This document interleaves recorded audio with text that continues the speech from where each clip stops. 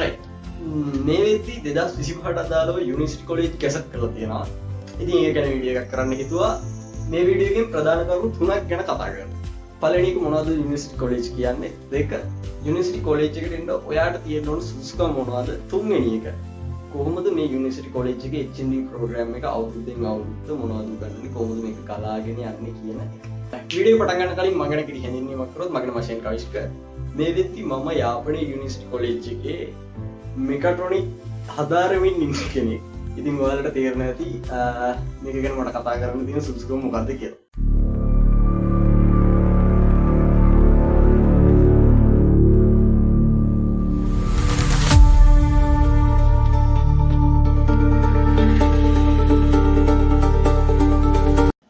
right. පළවෙනි එක මොනවද මේ යුනිවර්සිටි කොලෙජ් කියන්නේ? 2014 අවුරුද්දේ තමයි මුලින්ම මේ යුනිවර්සිටි කොලෙජ් හඳුන්වලා දීලා තියෙන්නේ. මේක සම්පූර්ණයෙන්ම රජයේ ආයතනයක්. ඒ වගේම මේකේ සම්පූර්ණයෙන්ම නොමිලේ තමයි ඔයාලට උගන්වන්නේ. ලංකාවේ මේ යුනිවර්සිටි කොලෙජ් 6ක් තියෙනවා. අනුරාධපුර, කුලියපිටිය, රත්මලාන, මාතර, බටංගල සහ මං ඉන්න යාපනයේ යුනිවර්සිටි කොලෙජ් එක. මේ 6 තියෙන කෝසස් වෙනස්. හැම HND ප්‍රෝග්‍රෑම් එකම හැම යුනිවර්සිටි කොලෙජ් එකේම නැහැ. ඒ කියන්නේ මේ 6 සමහර ඒවා තියෙනවා, සමහර ඒවා නැහැ. උදාහරණයක් විදිහට මම ඉගෙන ගන්න මෙකාට්‍රොනික් කියන සබ්ජෙක්ට් එක මේ විෂය තියෙන්නේ යාපනයේ විතරයි. අනිත් කිසිම යුනිවර්සිටි කොලෙජ් එකක මේ මෙකාට්‍රොනික් කියන විෂය නැහැ. ඒ වගේම තමයි මම කියමු මේ යුනිවර්සිටි කොලෙජ් 6ම අයිති වෙන්නේ යුනියෝ ටෙක් එක යටතට. ඒ වගේම තමයි කැම්පස් එකේ දෙනවා වගේ මහපොළ ශිෂ්‍යාධාරය වගේ මේකෙදි ඔයාලට හම්බ වෙනවා බර්සරි එක. මේකෙන් සාමාන්‍යයෙන් යම්කිසි මුදලක් හම්බ වෙනවා ඔයාලගේ ආර්ථික අපහසුතාව තියෙන කට්ටියට තමන්ගේ වියදම් කඩේම සඳහා. ඒක රජයෙන් තමයි දෙන්නේ. right. අපි දැන් කතා කරමු ඔයාලට තියෙන ලොකුම ප්‍රශ්න. යුනිවර්සිටි එකේ යුනිවර්සිටි කොලෙජ් එකේ තියෙන වෙනස්කම් මොනවද?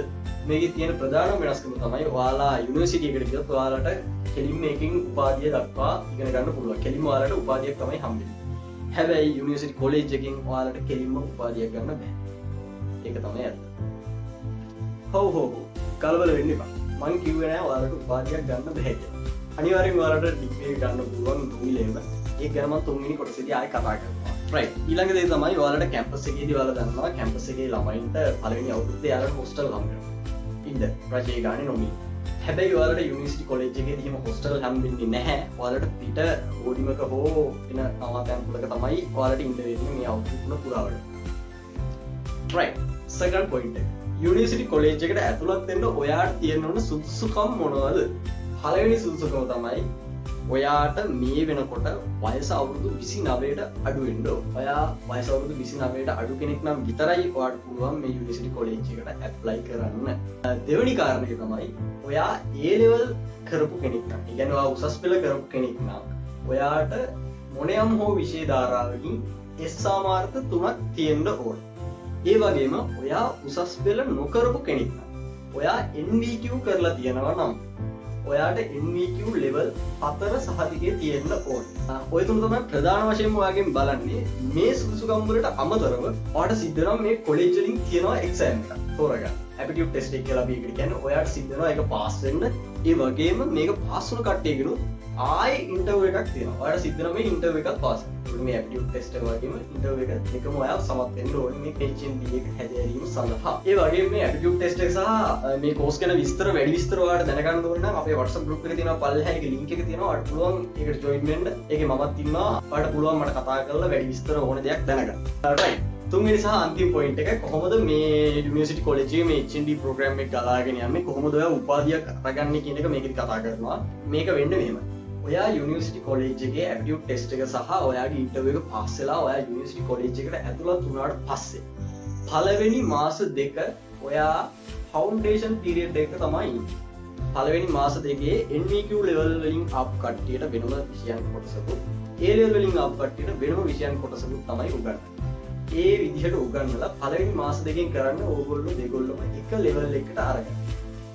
ඉතින් මේ පළවෙනි මාස දෙකෙන් පස්සේ ඔයාලට තියෙනවා ෆවුන්ඩේෂන් ලෙවල් එක්සෑම් එකක්. මේ එක්සෑම් එක වැදගත්. මේක පාස් වෙන්න ඕනේ. මේක ෆේල් වුණයි කියලා ඔයාලව කොලෙජ් එකෙන් අස් කරන්නේ නැහැ. ඔයාලා ඒ වෙද්දිත් කොලෙජ් එකේ ළමයි විදිහට පී අරගෙන ඉවරයි. හැබැයි ඔයා යම්කිසි සබ්ජෙක්ට් එකක් මේකෙදි ෆේල් වුණොත් ඔයාට සිද්ධ වෙනවා ඊළඟ අවුරුද්දේ එන ජූනියර් බැච් එකත් එක්ක ඒක ලියලා ඒක පාස් වෙන්න. ඒ වගේ වාට දෙපාරක් හෝ තුන් පාරක් chance එක තියෙනවා මේ පාස් වෙන්න. ගොඩක් අමාරු exam එකක් නෙමෙයි මේක සාමාන්‍ය exam එක. මෙන්න මේ මාස දෙකෙන් පස්සේ තමයි ඔයාගේ පළවෙනි අවුරුද්ද පටන් ගන්න. පළවෙනි අවුරුද්ද සෙමෙස්ටර් දෙකකට තියෙන්නේ මාස 6 සෙමෙස්ටර් දෙකකට. මේ සෙමෙස්ටර් දෙක ඇතුළත ඔයාගේ විෂය කරුණු වගේම assignment practical සහ project මේවට ඇතුළත් වෙනවා. ඉතින් ඔයා මේ පළවෙනි අවුරුද්දේ මේ සෙමෙස්ටර් දෙක ඇතුලේ ඔය වගේ දේවල් තමයි ඔයාට ඉගෙන ගන්න හම්බෙන්නේ. ඉතින් මේ අවුරුද්ද ඉවර වුණාට පස්සේ ඒ කියන්නේ ඔයාගේ සෙකන්ඩ් සෙමෙස්ටර් එක ඉවර වුණාට පස්සේ ඔයාට මාස 6ක ට්‍රේනින් පීරියඩ් එකක් හම්බෙනවා. මොකද්ද මේ ට්‍රේනින් පීරියඩ් එක? මෙන්න මේ ට්‍රේනින් පීරියඩ් එක පුරාවටම ඔයාට කිසිම ලෙක්චර් එකක් නැහැ. ඔයා මේ ට්‍රේනින් පීරියඩ් එකේදී කරන්නේ ඔයා ඉගෙන ගන්න යම්කිසි සබ්ජෙක්ට් එකක් වේද ඒ සබ්ජෙක්ට් එකට අදාළ ශාස්ත්‍රීය රැකියාවක් කරන්නේ తాවකාලිකව. මාස 6ක් මේ ට්‍රේනින් පීරියඩ් එක තියෙනවා. ඉතින් මේ මාස 6ෙම ඔයා ඒකට අදාළ රැකියාවක් තමයි කරන්නේ. ඔයාගේ ප්‍රැක්ටිස් එක හදාගන්න, ඔයාගේ වර්ක් එක්ස්පීරියන්ස් එක හදාගන්න. ඒ වගේ මේකෙදි විශේෂ දෙයක් විශේෂයෙන් කියන්න ඕනේ. මේකෙදි කවුරුවත් ඔයාට ට්‍රේනින් ප්ලේස් එකක් හොයලා දෙන්නේ නැහැ. මේකේ ට්‍රේනින් ප්ලේස් එක හොයාගන්න ඕනේ ඔයා. ඉතින් බය වෙන්න එපා, මේකට ඕන තරම් ට්‍රේනින් ප්ලේසස් තියෙනවා. අපිට උඩ බැච්චල කට්ටිය මේවට ගිහිල්ලා ට්‍රේනින් වෙලා ඒකට වෙච්චින් අරගෙන ඉවර කරලා ප්‍රස්තාවකට ගිහිල්ලා ඉන්නවා. එහෙම බය වෙන්න එපා, ට්‍රේනින් ප්ලේස් නැති වෙන්නේ නැහැ. හැබැයි කොලෙජ් එකෙන් ට්‍රේනින් ප්ලේස් එකක් හොයලා දෙන්නේ නැහැ. ඔයාලා තමයි ඒක හොයාගන්න ඕනේ. ඒක හොඳට මතක තියාගන්න. ඉතින් මේ ට්‍රේනින් එකක් ඉවර වෙලා අහපව් ඔයා එන්නේ ඔයාගේ කොලෙජ් එකට. මේ වෙද්දි ඔයාගේ කෝස් එකෙන් අවුරුදු 1මාරක් විතර ගිහිල්ලා ඉවරයි.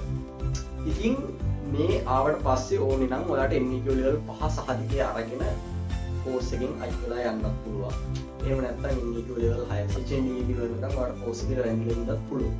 ඒක මේකේ තියෙන එක විශේෂත්වයක්. මේකට ආවට පස්සේ අහපව් අර දෙවෙනි අවුරුද්දත් ගත වෙන්නේ අර විදිහට සෙමෙස්ටර් දෙකක අවුරුද්දක් සහ මාස 6ක ට්‍රේනින් කාලයක් කියන විදිහට. එතකොට සමහර සබ්ජෙක්ට් තියෙනවා. විශේෂයෙන් මම කරන මෙකාට්‍රොනික් වගේ සබ්ජෙක්ට් එකක අපේ අවුරුදු 3 ඇතුළත අපි ප්‍රොජෙක්ට් දෙකක් සබ්මිට් කරන්න ඕනේ. යම්කිසි නිර්මාණ දෙකක්. ගොඩක් වෙලාවට අපේ ප්‍රොජෙක්ට් නම් රොබෝටික් හා සම්බන්ධයි, ආඩිනෝ හා සම්බන්ධයි. ඔය වගේ තමයි ප්‍රොජෙක්ට් යන්නේ.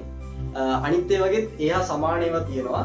සමහර කෝසස් තියෙනවා මේ වගේ ප්‍රොජෙක්ට් ඇඩ් වෙන්නේ නැති. රයිට්. මේ අවුරුදු 3 අවසානයේ ඔයාට HND සහතිකය ගන්න පුළුවන්. හරි. කොහොමද ඩිග්‍රී? ඩිග්‍රී එකට මොකද වෙන්නේ? ඔයා මේ HND සහතිකය ගත්තට පස්සේ යුනිවර්සිටි කොලෙජ් එකත් එක්ක තිබ්බ ගමන මෙතනින් ඉවරයි.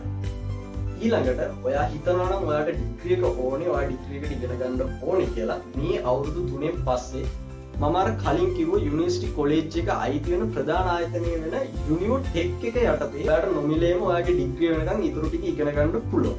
ඒ වගේම තමයි ICBT, CNEC, SLIT වගේ ප්‍රයිවට් කැම්පස් වලින් ඔයාට ඔයාගේ HND එක තියෙන නිසා බොහොම අඩු කාලෙකින් ඔයාගේ ඩිග්‍රී එක අරගන්නත් පුළුවන් ප්‍රයිවට් කැම්පස් වලින් සල්ලි ගෙවලා. සාමාන්‍ය ජොබ් එකක් කරන අතරේ part time සෙනසුරාදා ඉරිදා ලෙක්චර්ස් වලට ගිහිල්ලා ඔයාගේ ඩිග්‍රී එක අරගන්න පුළුවන් part time.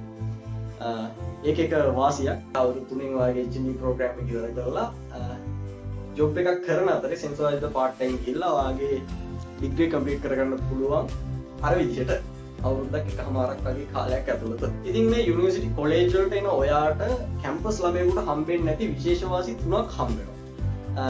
පළවෙනි එක තමයි ඔයාට පුළුවන් ඔයාගේ ඩිග්‍රී එක කම්ප්ලීට් කරන්න ඔයා ජොබ් එකක් කරන අතර. දෙවෙනි ලොකුම වාසිය තමයි ඔයා අවුරුදු 3කින් පස්සේ කොලෙජ් එකෙන් එළියට එන්නේ අවුරුද්දක ට්‍රේනින් එක්ස්පීරියන්ස් එකකුත් එක්ක.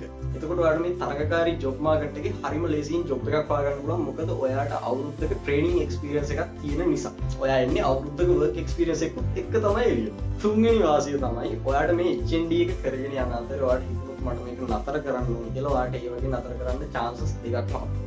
පළවෙනි එක තමයි NVQ level 5 එක අවසානයේ ඔයා 5 certificate එක අරගෙන ඕනේ නම් ඔයාට අයින් වෙන්න පුළුවන්. ඒ වගේම තමයි NVQ level 6 එක අවසානයේ HND එක අරගෙන ඔයාට ඩිග්‍රී නොකර එතන ඉඳන් රස්සාවක් කරන්නත් පුළුවන්. ඉතින් කැම්පස් ළමයෙකුට මේ chance එක හම්බෙන්නේ නැහැ. එයා ඩිග්‍රී කරන අතරේ මැද්දෙන් නතර වුණොත් එයාගේ qualification එතනින් ඉවරයි. නෑ හැබැයි ඔයාට NVQ level 5 සහතිකය අරගෙන අයින් වෙන්න පුළුවන්, 6 සහතිකය අරගෙන අයින් වෙන්න පුළුවන්. එහෙම නැත්නම් ඔයාට ඩිග්‍රීම අරගන්නත් පුළුවන්. right මම කතා කරන්න හිටු ප්‍රධාන කරුණු තුන ඉවරයි. මීට අමතරව මම පොඩි දේවල් ටිකක් කියන්න. මේ HND program සම්පූර්ණයෙන්ම ඉංග්‍රීසි මීඩියම් තමයි උගන්වන්නේ. ඒ වගේම තමයි මේකේ attendance බලනවා ඔයාගේ හරියට. ඔයා 180ක් attendance පෙන්නුවේ නැත්නම් ඔයාට exam ලියන්න දෙන්නේ නැත. ඔයාගේ attendance අනුව තමයි ඔයාට ලැබෙන bursary එක තීරණය වෙන්නේ. ඔයාගේ attendance අඩු නම් ඔයාට ලැබෙන bursary බොහොම අඩු මුදලක් තමයි ලැබෙන්නේ. ඒ වගේම තමයි අන්තිමට යාපනයේ යුනිවර්සිටි කොලෙජ් එක ගැන මම පොඩ්ඩක් කිව්වොත් මම යාපනයේ නිසා මම මේ ගැන හොඳටම දන්නවා. ඔයා මේ ඉන්න එකකින් ඔයාලට අමතර වාසි ටිකක් හම්බ වෙනවා. ඔයාලට පුළුවන් මේ ඉඳන් ඔයාගේ ලැන්ග්වේජ් එක හොඳට හදාගන්න. දෙමළ සහ ඉංග්‍රීසි කියන දෙකම. මොකද කියනවා නම් මෙහි ඇවිල්ලා ඔයා සිංහලෙන් කතා කරනවා හරිම අඩු. වැඩිපුරම ඉන්න දෙමළ ළමයි. එතකොට ඒගොල්ලොත් එක්ක අපිට කතා කරන්න වෙන්නේ එක්ක දෙමළෙන් එක්ක ඉංග්‍රීසියෙන්. ලෙක්චරර්ස්ලාත් ගොඩක් අය ඉන්නේ තමිල් කට්ටිය. ඒගොල්ලොත් එක්කත් අපි ගොඩක් වෙලාවට ඉංග්‍රීසියෙන් එහෙම නැත්නම් පුළුවන් දෙමළෙන් තමයි කතා කරන්නේ. ඉතින් ඔයාගේ ලැන්ග්වේජ් එක ගොඩක් හැදෙනවා. මේ වෙද්දි ඉංග්‍රීසි කියන්නේ ඔයාලට අනිවාර්යෙන්ම ඉගෙන ගන්න ඕන අත්‍යවශ්‍ය භාෂාවක්. ඉතින් ඔයා ඉන්ටර්විව් එකට ගියත් ගොඩාක් දුරට ඒක කියන්නේ ඉංග්‍රීසි මීඩියම් වලින්. ඉතින් ඔයා මෙහෙට આવොත් ඔයාගේ ඉංග්‍රීසි දැනුම ගොඩාක් හදාගන්න පුළුවන්. මම වගේම අපේ බැච් එකේ ඉන්න අනිත් ගොඩාක් ළමයි මේ ඇවිල්ලා සැලකිය යුතු මට්ටමට දැන් ඉංග්‍රීසි කතා කරනවා. ඒ වගේ පොඩි වාසියක් තියෙනවා යාපනයට එන එකෙන්. ඒ වගේම තමයි ඔයා යාපනයට එන්න කිසිම දෙයකට බය වෙන්න එපා. ඔයා ගෑනු ළමෙක් වුණත් තව පිරිමි ළමෙක් වුණත් මෙහි ආරක්ෂාව හොඳටම තියෙනවා. එහෙම කිසිම ප්‍රශ්නයක් මෙහි නැහැ. දෙමළ කට්ටියත් හරි හොඳයි. ඒගොල්ලෝ අපිත් එක්ක ගොඩාක් සහයෝගයෙන් වැඩ කරනවා. ඒ වගේම තමයි මෙහි ඉන්න ලෙක්චර්ස්ලාත් හරිම හොඳයි. කිසිම දෙයකට බය වෙන්න එපා. යාපනයට එන්න කියලා මම ආරාධනා කරනවා. ඔයාලට වැඩි විස්තර දැනගන්න ඕන නම් අනිවාර්යෙන් අපේ WhatsApp group එකත් එක්ක එකතු වෙන්න. right. ඒ වගේම තමයි මගේ වීඩියෝ එක හොඳයි කියලා හිතනවා නම් මේක like කරන්න. ඒ වගේම channel එක subscribe කරන්න. මගේ channel එකේ ගොඩක් වෙලාවට මම කතා කරන විද්‍යාව හා තාක්ෂණය සම්බන්ධ robotics සහ electronic වගේ දේවල්. ඉතින් channel එක subscribe කරලා එකතු වෙන්න. ඒ වගේම මේ වීඩියෝ එක හොඳයි නම් අනිවාර්යෙන් like එකක් comment එකක් දාන්න. මොනවා හරි දැනගන්න ඕන දේවල් තියෙනවා නම් ඔයාලා පල්ලෙහා comment section එකේ දාන්න. ඔයාලා comment මම කියවනවා. ඒවා අනුව තමයි ඊළඟ වීඩියෝ එක හැදෙන්නේ. ඉතින් අදට මේ වීඩියෝ එක ඉවරයි. ඉතින් එන්න. ජය.